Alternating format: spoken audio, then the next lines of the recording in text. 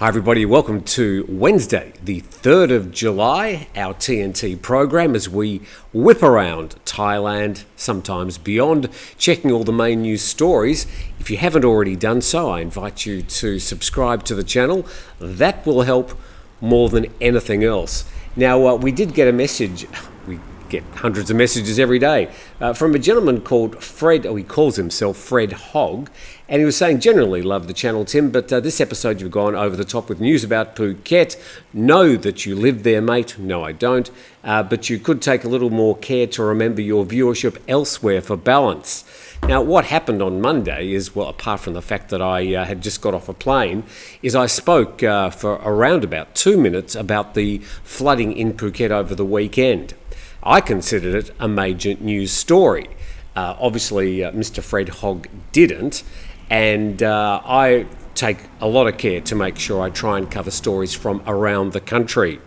Now, I actually underestimated how serious the floods were, and I've got some people who have written in saying, you just got it wrong, you completely underestimated how bad some of the flooding was. So I just wanted to refer to some of that, and some of these found in an Instagram post and just some post flooding pictures. This is just around the main street of Kamala, showing some of the mopping up and the cleaning up and what happened after some of the major flooding. Of course, this is down on the flats right near the beach, but up in the hills it was quite serious, and indeed we can see this house being detached from its foundations and making its way along with all that water down the hill. So apologies to the people in Kamala that I didn't pick up on this a bit earlier. Indeed, obviously the flooding in that area was a lot worse than I had reported. So I appreciate the sentiment of the message you sent me, Fred, and I do try my best to cover news from right around the country. Of course, places like Phuket, Pattaya and Bangkok are the lion's share of where the expats and indeed tourists go, so they get most of the coverage. Let's go to another story we did yesterday, and this was the headline in the Straits Times saying Australia becomes the first country to ban the sale of vapes except at pharmacies. Now, I question whether that was in fact true, and what seems the Straits Times have changed the headline. Now it reads, Australia bans sale of vapes outside pharmacies. Because, of course, Australia isn't the first country to do that. Thailand did this back in 2014. And referring to this story in the Bangkok Post, Brazil shares vape ban success story, and Brazilian tobacco experts have backed Thailand's ban on e-cigarettes, noting that Brazil's 14-year ban has led to a continued decrease in traditional cigarette smoking without a corresponding increase in e-cigarette usage, and recommended using medical evidence to counter tobacco company lobbying. Remembering that these days the major manufacturer and advertiser of e-cigarette products are big tobacco companies. Brazil issued a new e-cigarette law in April which offers a more comprehensive definition of the product and covers all types including refillable, dry and hybrid e-cigarettes. It also encompasses all vaping devices and liquids, whether extracted from tobacco leaves or synthetic. The law prohibits the production, importation, marketing, distribution, storage, transport, all forms of advertising and use of e-cigarettes in public areas. And Dr. Da Silva said Brazil had reaffirmed its ban on e-cigarettes because of clear medical evidence that they pose a hazard to health. And the article goes on, furthermore, e-cigarettes are found to attract children and adolescents, increasing their smoking rates threefold, especially with the spread of pod-style devices. So broadly, Brazil looking like it's leading the way. Certainly it is ahead of Australia. Those situations mentioned in there have existed in Thailand for about 10 years, although, as we mentioned yesterday, Thailand doesn't do much about the enforcement, and you'll regularly see people vaping in public without even a thought, including policemen here in Thailand. And on our TNT program, from vaping to alcohol, and this story turned up in the Bangkok Post yesterday, the PM will consider easing the booze sale rule. Struggling restaurants ask government to lift afternoon ban. Now, if you've been to Thailand before, you'll know between 2 and 5 in the afternoon it's a little bit harder to get an alcoholic drink at a restaurant, at a 7-Eleven or just about anywhere, unless you're in the know. And the government's promised to consider lifting the afternoon ban on alcohol sales to help ease the plight of restaurant operators who say the poor economy is starting to hurt them. Now, there was a story a couple of months ago where the government was considering this very rule but opted not to change it. Well, it looks like they might be thinking about it again. They said operating costs and prices of ingredients continued to rise even as the economy was faltering, forcing many businesses to close down. One of the measures that they're calling for is an end to a 52-year-old rule that prohibits sales of alcohol between 2 p.m. and 5 p.m. The Prime Minister said, "I'll consider it," the lifting of the afternoon ban on alcohol sales. The government's trying to promote tourism, hoping they will also earn more income, referring to restaurant operators.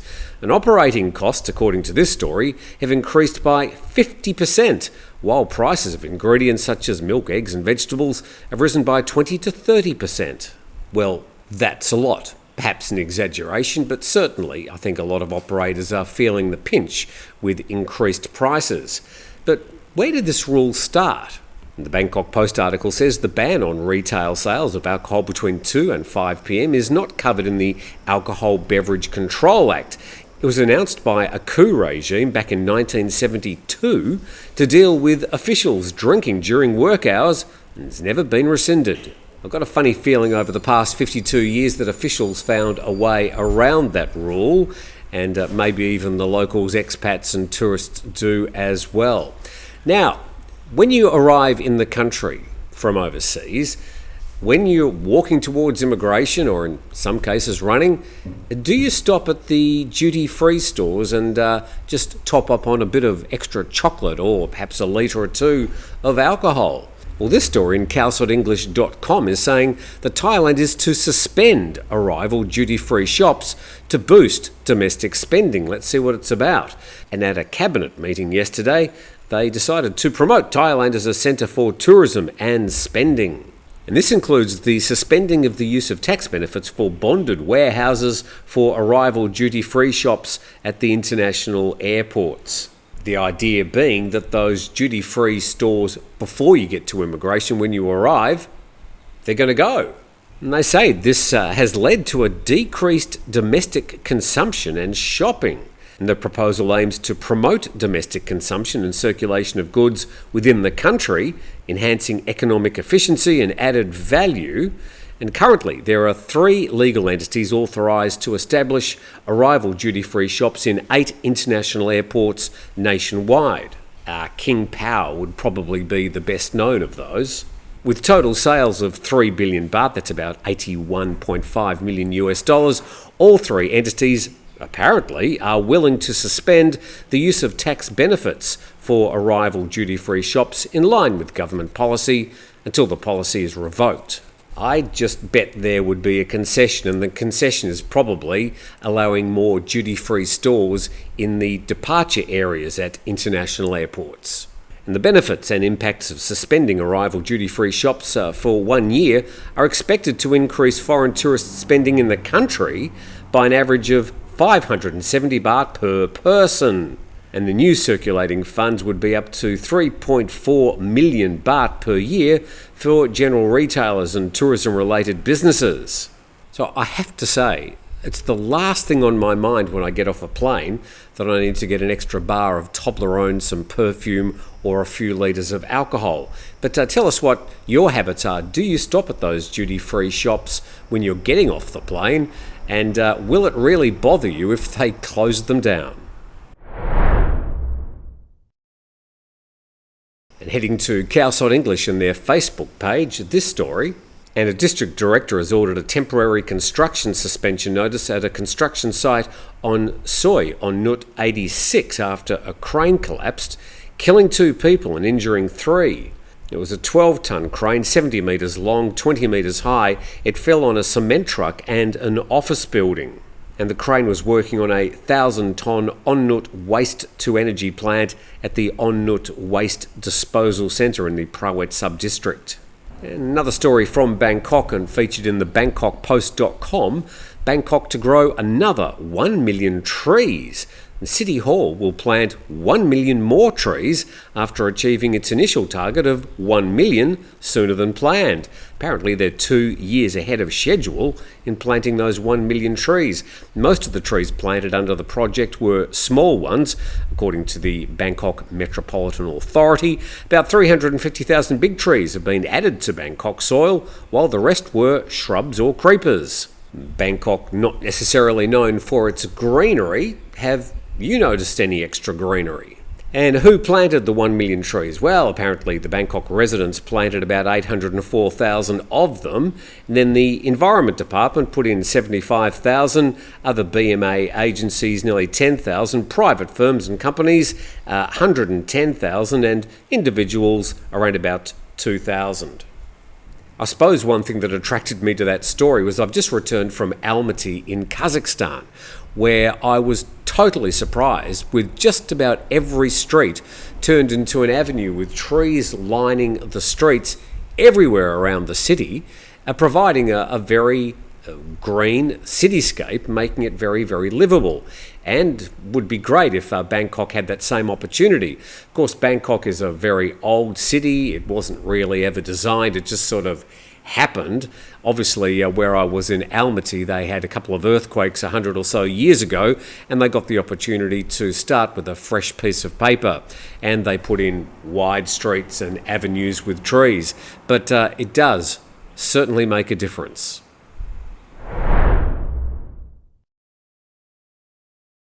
And a big thumbs up and thank you to our sponsors, 5-Star Marine at 5starmarinephuket.com. Also, Beach House Thailand, links in the description below to a special deal for 5-Star Marine customers.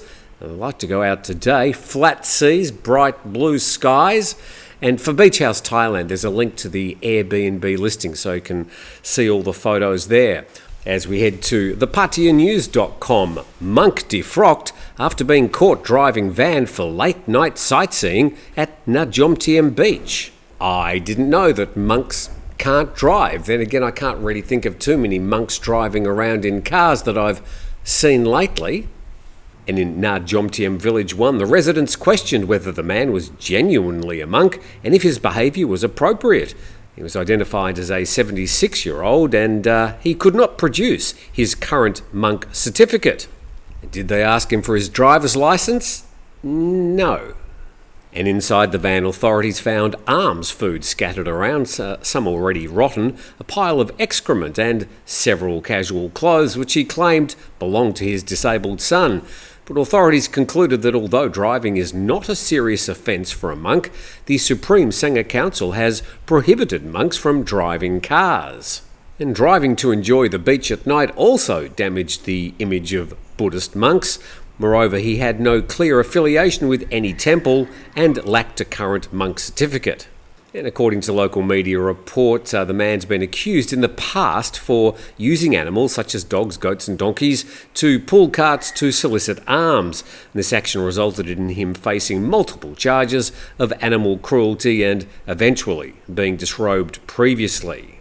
So a case there of monks behaving badly, and looks like he's behaved badly in the past as well. Well, hopefully you're a bit more up to date with things happening around Thailand. Please subscribe to the channel. Big thank you to our 2 sponsors, and we look forward to seeing you next time.